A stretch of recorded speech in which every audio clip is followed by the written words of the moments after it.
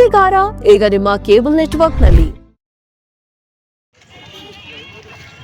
ಆರಾಧ್ಯ ದೈವ ಶ್ರೀ ರಂಗನಾಥ ಸ್ವಾಮಿಯ ರಥೋತ್ಸವ ಕಾರ್ಯಕ್ರಮ.